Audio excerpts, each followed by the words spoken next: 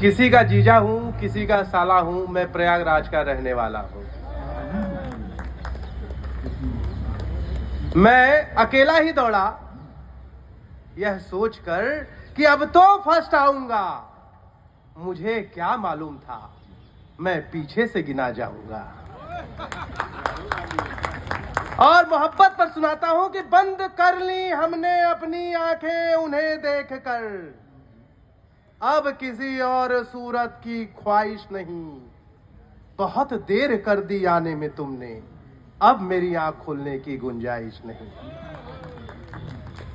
और चूंकि हम जिस जगह रह रहे हैं उसे आज हम पॉल्यूशन कह रहे हैं, और इसलिए इस पर बोलना बहुत जरूरी हो जाता है कि इसका इंतजाम करने में सरकार का क्या जाता है। तो हमने इनसे कहा कि जाने क्या कर रही है सरकार। बढ़ रहे हैं अस्पताल और बढ़ रहे हैं बीमार। जाने क्या कर रही है सरकार। बढ़ रहे हैं अस्पताल और बढ़ रहे हैं बीमार। और ये दिल्ली है साहब, यहाँ हर आदमी हवा में है, पर यहाँ हवा ही नहीं है। जो ढूंढो उसे तो ये सांसों में घुल रहा ये जहर कहीं है शुद्ध हवा। इस वास्ते हर रोज एक पेड़ कट रहा है। सुना है वहां एयर प्यूरिफायर का प्लांट लग रहा है। और फेफड़े दमा खांसी अस्पताल है सरकार, आपका सरकारी तंत्र हर वो इंतजाम कर रहा है, पर जाके देखो जीने की कोशिश में आदमी महंगे दामों में मर रहा है।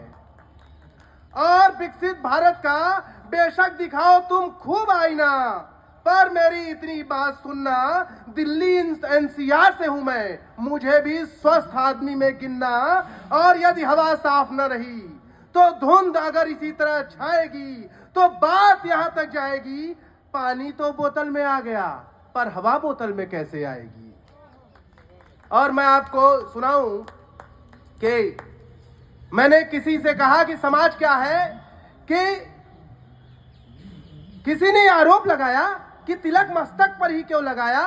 तब मस्तिष्क ने यह फरमाया तिलक मस्तक पर जरूर लगता है, पर पैर भी कहां मान से छूते हैं, तिलक मस्तक पर लगता है, लेकिन लोग पांव छूते हैं। ये जो सर हाथ और पांव है यही समाज है। जो सर पांव से अलग हो गया तो पांव दिशाहीन हो जाएगा, जो एक रहा तो पांव आगे बढ़ जाएगा। ब्राह्मण क्षत्रिय वैश्य और शूद्र जितने भी तत्व हैं सबका अपना अपना महत्व है। अलग होके किसी का भला नहीं हो पाएगा। बिना पांव के सर आगे नहीं बढ़ पाएगा और बिना सर के पांव दिशाहीन हो जाएगा। और मैं आपको जाते आते हो गया। अच्छा, धन्यवाद। जय श्री राम। बहुत धन्यवाद। महेश चौहान जी हमारे साथ हैं जी, प्लीज।